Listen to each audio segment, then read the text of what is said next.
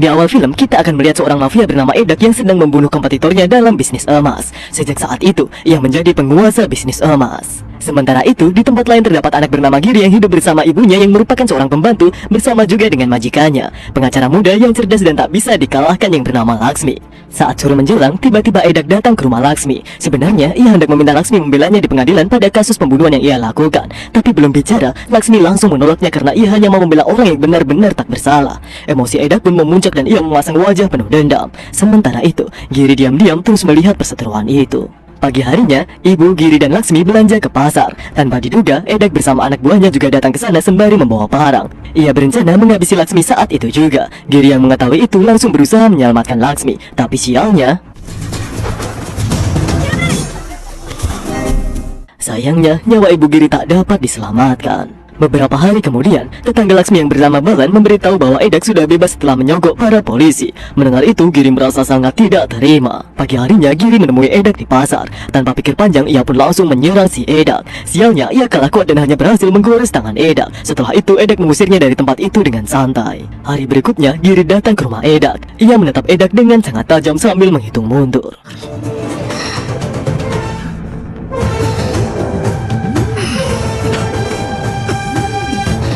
Ternyata, parang yang digunakan Giri untuk menggores Edak sebelumnya telah dioleskan ke mulut anjing liar yang mengakibatkan Edak terserang penyakit rabies yang akhirnya membuatnya tewas. Giri pun dipenjara, tapi berkat bantuan Laksmi, ia hanya dipenjara 1 tahun dan akhirnya dibebaskan. Di tempat lain, anak Murugan sedang membantu ayahnya berjualan pop es. Tapi tiba-tiba ada mobil balap liar yang menabrak warung Murugan yang mengakibatkan anak Murugan tewas di tempat. Sedangkan si pemilik mobil tanpa merasa berdosa hanya berhenti sebentar lalu langsung pergi begitu saja. Murugan melihat wajah orang itu. Emosinya sudah tak terbendung lagi, tapi ia tak bisa apa-apa dan ia bertekad akan membalaskan dendamnya. Beberapa tahun telah berlalu. Terlihat George dan istrinya sedang keluar mindu untuk memesan soda gembira rasa coklat. Tapi tanpa sengaja, ia menumpahkan minumannya ke baju si Subin. Tentu saja ia langsung marah-marah. Untung saja orang-orang di sana melerai mereka. George pun berusaha meminta maaf dengan baik-baik. Tapi tiba-tiba,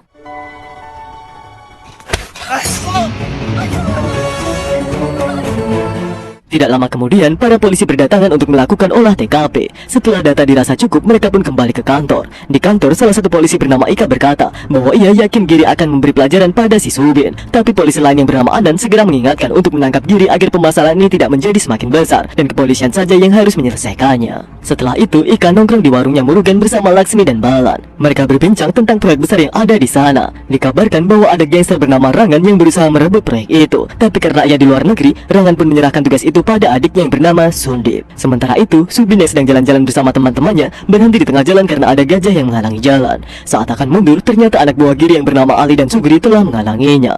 Tak lama kemudian, Giri datang sembari membawa bolpen yang saat itu digunakan Subin untuk menghabisi George dan Giri pun mulai beraksi.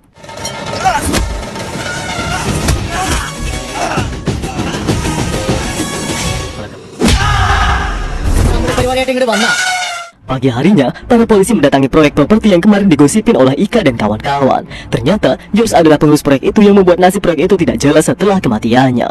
Maka dari itu, Pak Pol memutuskan untuk menghentikan proyek itu sementara waktu. Kemudian, terlihat Sundip yang terlihat tidak setuju dengan penundaan proyek itu. Ia lalu meninggalkan kantor polisi. Saat berjalan keluar, Sundip berpapasan dengan Giri dan tampak tatapan saling benci di antara mereka. Giri kemudian memasuki ruangan dan berkata bahwa ia menerima semua keputusan si Pak Pol. Anan yang mendengar itu sontak marah-marah pada Giri yang suka main hakim sendiri. Dengan santai, Giri menjawab bahwa ia hanya melindungi orang-orang yang ia sayangi dan ia tak pernah mencari masalah. Setelah itu, Giri langsung meninggalkan kantor polisi. Giri, Balan, Ganes, Ali, dan Sugri nongkrong di warung Pak Murugan. Di sana, Giri menasihati Ganes agar tidak mengganggu gebetannya yang bernama Sumiati karena jelas-jelas orang tua mereka tidak merestui. Giri kemudian pulang ke rumah, menemui anak cantiknya yang masih kecil dan juga istri tercintanya yang bernama Feni. Pagi menjelang, terlihat Giri sedang bekerja di pabrik air mineral miliknya pribadi. Ternyata Balan, Ali, Sugri, Ganes, dan semua anak buahnya juga bekerja di pabrik itu. Saat sedang istirahat makan siang, ada 2 pemuda yang mendekati si Balan. Mereka mengaku bahwa ayahnya adalah teman Balan tapi ayahnya telah tiada. Mereka meminta tolong untuk merentalkan mobil untuk pernikahan saudara mereka. Karena tidak tega, Balan pun mengabulkan permintaan itu dan ia menyewakan mobil untuk mereka. Tapi siapa sangka, ternyata 2 orang tadi hanyalah penipu. Mereka menggunakan mobil itu untuk merampok emas yang sedang dipindahkan. Pak Pol pun langsung melakukan investigasi. Ia kemudian menyuruh anak buahnya untuk memanggil Balan karena mobil itu atas namanya. Tapi di tempat lain, Giri menyembunyikan si Balan. Ia menyuruh Ali untuk menjaga Balan dan tak lupa ia meminta Balan agar tidak pergi kemana-mana. Setelah itu, Giri dan Laksmi pun pergi dari sana untuk menyelesaikan masalah ini. Tidak lama kemudian, Ali ditelepon oleh temannya yang memberitahu bahwa orang yang menipu Balan sedang teler di gedung proyek. Tanpa pikir panjang, Balan yang termakan emosi pun mengambil orang itu bersama Ali dan Ferry tanpa memedulikan perintah Giri tadi. Sesampainya di sana, Balan menyuruh Ali dan Ferry untuk menunggu di bawah, sementara ia akan naik sendiri karena ini adalah masalahnya. Di sana terlihat dua orang itu sedang mabuk bersama teman-temannya. Mereka tak menghiraukan si Balan sama sekali. Tak lama kemudian, Sundip datang ke sana. Ternyata mereka semua adalah anak buah Sundip dan perampokan emas itu adalah perintah dari si Sundip. Tanpa pikir panjang, Sundip langsung menghabisi Balan yang ia anggap sebagai pengganggu.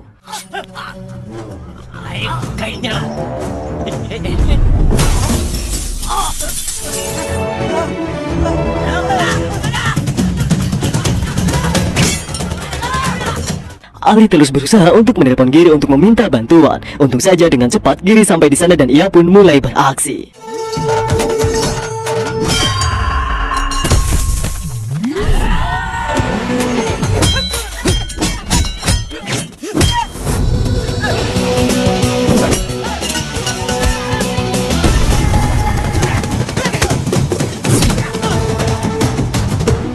Setelah berhasil mengatasi seluruh anak buah Sundip, Giri, Sugri, dan Ferry lalu menemui Balan yang telah tewas. Ternyata mayat Balan telah diurus dan dibawa menggunakan ambulan. Giri merasa sangat bersedih karena ia telah menganggap Balan seperti ayahnya sendiri. Giri pun bertekad untuk menghabisi Sundip dan ia akan melakukannya dengan lebih berhati-hati agar tak ada orang tak bersalah yang menjadi korban. Sementara itu, ternyata Pak Pol dan anak buahnya sudah menyadari rencana Giri. Mereka berniat untuk menghalangi Giri agar tidak main hakim sendiri. Pak Pol tak mau ada pertumpahan darah lagi. Pagi harinya, Pak Pol mendatangi Giri di pabriknya. Pak Pol berusaha mengulur-ulur waktu agar Giri tidak pergi. Tidak lama kemudian, anak buah Giri menelpon untuk meminta izin menyerang Sundip. Dengan sangat yakin, Giri mengizinkan mereka, dan mereka pun langsung beraksi. Sementara itu, Pak Pol yang merasa misinya telah berhasil, lalu kembali ke kantor polisi. Di tempat lain, Sundip turun dari mobilnya lalu naik demo untuk mengelabuhi si Giri. Ia yang telah merasa aman lalu menelpon Rangan. Tapi tiba-tiba,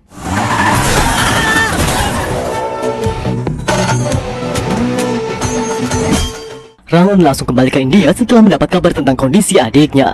Dokter mengatakan bahwa Sundip tidak akan bisa sembuh dan lebih baik melepas ventilatornya agar ia bisa segera pergi dengan tenang. Rangan tidak setuju. Ia lalu keluar ruangan sambil marah-marah. Beberapa hari kemudian, persidangan pun dilaksanakan. Laksmi dan pengacara Rangan saling beradu argumen. Laksmi mengatakan bahwa tragedi itu murni kecelakaan, tapi pengacara Rangan terus mengelak. Saksi kemudian dipanggil ke ruang sidang. Sebenarnya saksi ini mengetahui apa yang terjadi sebenarnya, tapi karena ia tahu kebaikan Giri dan niatnya menghabisi Sundip, ia pun berkata bahwa tragedi itu benar-benar murni kecelakaan. Hakim akhirnya memutuskan Giri tak bersalah. Giri lalu menandatangani surat bebas itu. Di sana Pak Pol berkata pada Giri agar ia tak lagi berbuat ulah, tapi dengan santai Giri kembali menjawab bahwa ia hanya melindungi orang-orang yang ia sayangi. Giri lalu pergi menjemput anaknya dan tak lupa menelpon istrinya untuk menanyakan sudah masak atau belum. Tapi teleponnya tak kunjung diangkat. Tak lama kemudian, Ika menelponnya dan beritahu bahwa Fendi telah dijamret lalu diculik. Untuk membuktikannya, Giri pun mengecek rekaman CCTV dan ternyata benar adanya. Tanpa pikir panjang, Giri pun langsung mencari para begal itu. Tidak perlu waktu lama, Ali dan Sugri berhasil menangkap orang itu.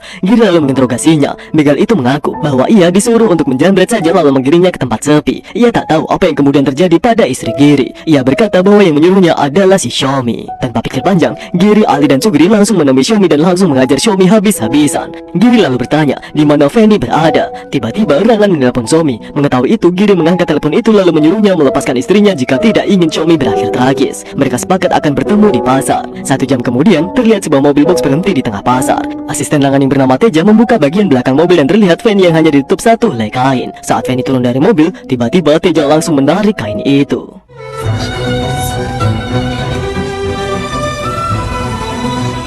Untung saja, Giri bergerak dengan sangat sigap. Di rumah, Fendi hanya terus terdiam sembari menangis. Ia sama sekali tak ingin diganggu. Tak lama kemudian, Rangan menelpon Giri. Ia menyuruh Giri agar segera ke pabriknya untuk melihat akibat dari membuat adiknya koma. Tanpa pikir panjang, Giri langsung pergi ke sana dan ternyata Rangan telah membakar seluruh pabriknya. Mereka hanya bisa terdiam karena kobaran api sudah terlalu besar. Giri dan seluruh anak buahnya ikut pulang ke rumah Giri. Mereka semua sangat marah dan ingin menghabisi Rangan saat itu juga. Tapi Giri menahannya dan meminta mereka untuk bersabar. Ia lalu masuk ke dalam rumah dan duduk di samping sang istri. Tiba-tiba istrinya dengan suara yang dalam dengan penuh dendam dan tangis berkata, "Appa சொன்ன பதில் என்னன்னு தெரியுமா? ஒண்ணு சக்கரை விட்டுடு, இல்லனா ஓட்டுடு." Hari berganti dan Giri mulai beraksi. Ia mendapat info bahwa Teja adalah mahasiswanya kader partai yang bertugas menyelundupkan emas kerajaan. Ia kemudian mengikuti Teja saat berada di warung dugem. Saat Teja masuk kamar mandi, Giri pun memanfaatkan kesempatan itu.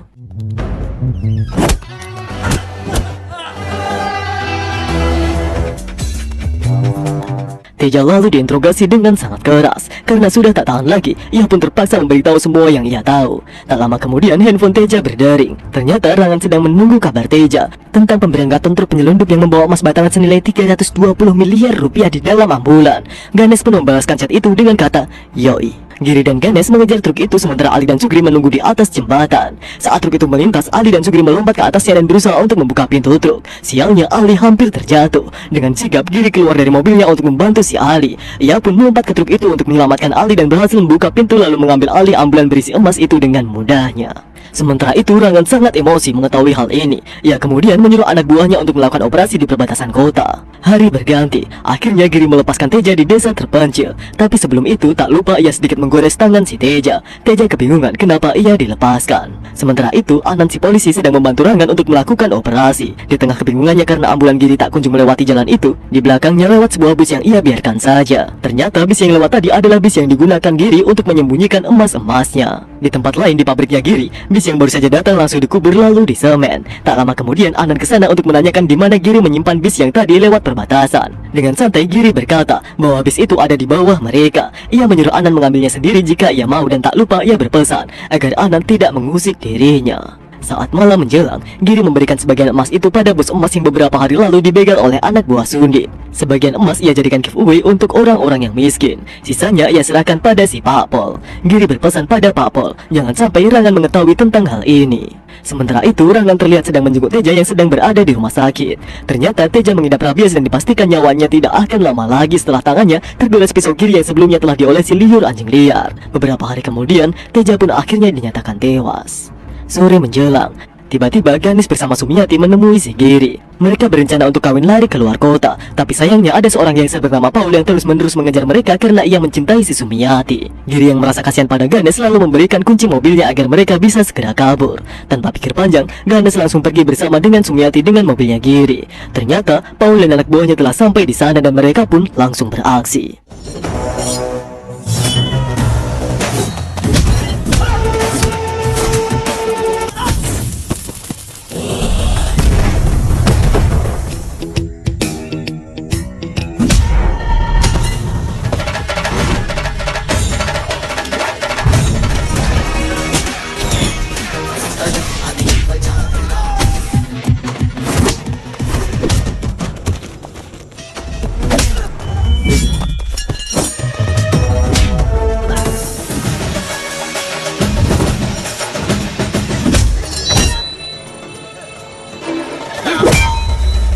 Setelah berhasil mengatasi mereka semua, tidak disangkanya si Rangan datang ke sana. Pertarungan yang sangat dinanti-nantikan ini pun akhirnya terjadi. Dengan mantap, ia berjalan mendekati si Rangan. Tapi tiba-tiba ternyata Ganesh melakukan itu karena ia kesal pada Giri yang hanya memberikan emas itu pada orang-orang miskin dan ia tidak mendapatkan sedikit pun. Ditambah lagi Rangan telah berjanji pada Ganesh bahwa ia akan memberikan banyak uang untuk menghabisi si Giri. Rangan dan Ganesh lalu pergi dari sana meninggalkan Giri yang sudah tak berdaya. Setelah itu Ganesh ke hotel bersama Sumiati untuk menikmati malam yang indah. Sumiati pun izin mandi agar ia tidak bau ikan asin. Saat Sumiati selesai mandi, tiba-tiba bel rumahnya berbunyi. Dengan tegang Sumiati membukakan pintu itu. Ganesh sangat kaget saat mengetahui yang datang adalah Sugri, Ali dan Feni. Ternyata Sumiati yang telah cepu pada mereka bertiga.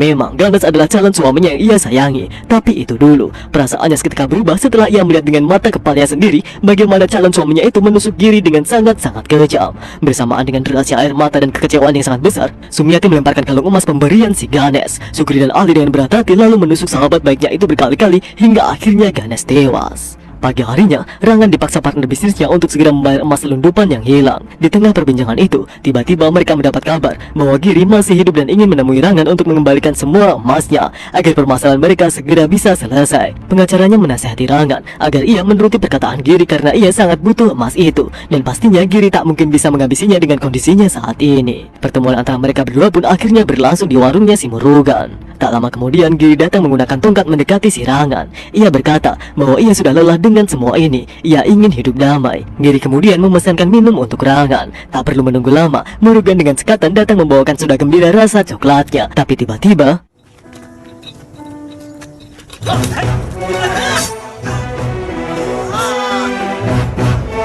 dengan penuh dendam, Giri bertanya apakah ia ingat wajah si Murugan. Ternyata Ranganlah yang dulu telah menabrak warung pepesnya Murugan sehingga membuat anaknya tewas dengan sangat tragis. Rangan tak bisa berkata apa-apa lagi. Badannya sudah tak berdaya dan ia pun seketika tersungkur lalu tewas di tempat dan film pun selesai.